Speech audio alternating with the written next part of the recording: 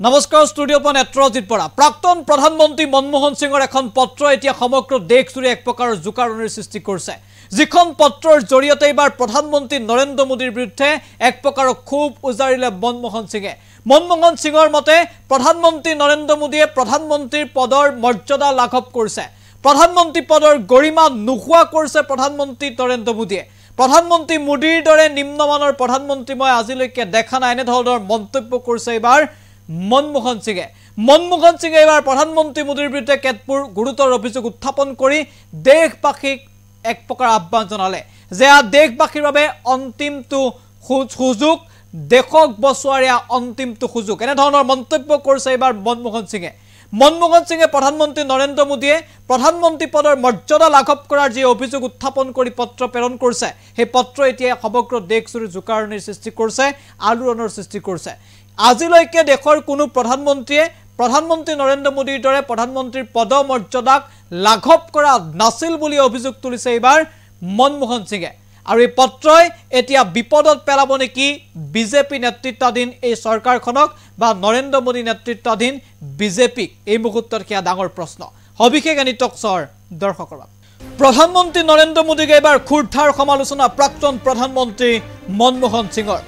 এখন পত্ৰৰ জৰিয়তে নৰেন্দ্ৰ মোদীক কটাক্ষ প্ৰাক্তন প্ৰধানমন্ত্ৰী মনমোহন সিঙৰ নৰেন্দ্ৰ মোদীৰ দৰে ইমান নিম্নমানৰ প্ৰধানমন্ত্ৰীৰ জীৱনত দেখা নাই প্ৰধানমন্ত্ৰীৰ পদ মৰ্যাদাক তললৈ নমাই নিছে নৰেন্দ্ৰ মোদীয়ে সকলো সময়তে নিকৃষ্ট আৰু ঘৃণামূলক ভাষণ দি থাকিল যিটো অতি বিভাজনকাৰী ৰাজনীতি প্ৰধানমন্ত্ৰী পদৰ মৰ্যাদা হ্ৰাস কৰা দেশৰ প্ৰথমজন প্ৰধানমন্ত্ৰী নৰেন্দ্ৰ মোদী দেশৰ আন কোনো প্ৰধানমন্ত্ৰী ইমান নিকৃষ্ট নাছিল নৰেন্দ্ৰ মোদীয়ে মুখ কৈছিল মনমোহন সিং নেতৃত্বাধীন কংগ্ৰেছ চৰকাৰৰ চকুৰ মনি আছিল মুছলমান সকলো সুবিধাতে মুছলমানক অগ্ৰাধিকাৰ দিয়া হৈছে কিন্তু নৰেন্দ্ৰ মোদীয়ে কোৱাৰ দৰে মই জীৱনত কেতিয়াও এটা সম্প্ৰদায়ক আনৰ সৈতে পৃথক দেখা নাছিল এয়া বিজেপিৰ বিশেষাধিকাৰ আৰু তেওঁলোক তাতেই অভ্যস্ত কেৱল কংগ্ৰেছেহে দেশৰ উন্নতি আৰু প্ৰগতিশীল ভৱিষ্যতৰ নিশ্চয়তা দিব পাৰে মই হাতজোৰ কৰি দেশবাসীলৈ আহ্বান জনাইছো শান্তি সম্প্ৰদায় সম্প্ৰীতি আৰু ভাতৃত্ববোধৰ পৰিৱেশ ঘূৰাই আনক বিভেদকামী শক্তিৰ পৰা দেশক ৰক্ষা কৰাটো দেশৰ প্ৰতিজন ব্যক্তিৰ কৰ্তব্য আৰু প্ৰধানমন্ত্ৰী নৰেন্দ্ৰ মোদী সন্দৰ্ভত ইতিমধ্যে পত্ৰ প্ৰেৰণ কৰিছে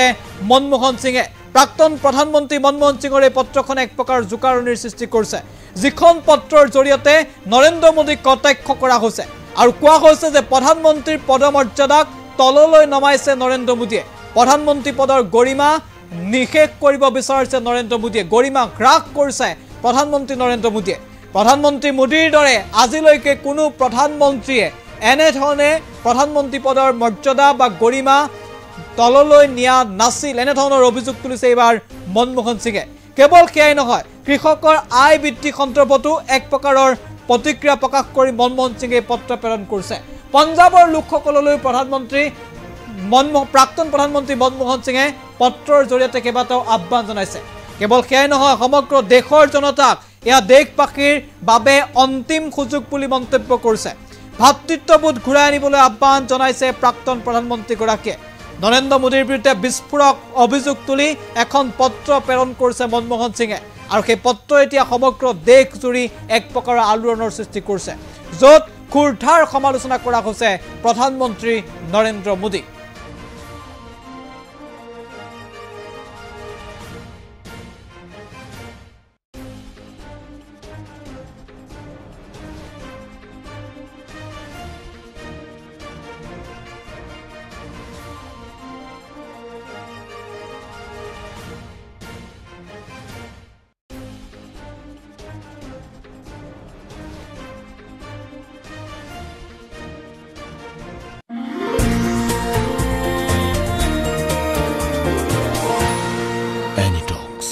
সতৰ বিপৰীতে ৰাইজৰ স্বাৰ্থত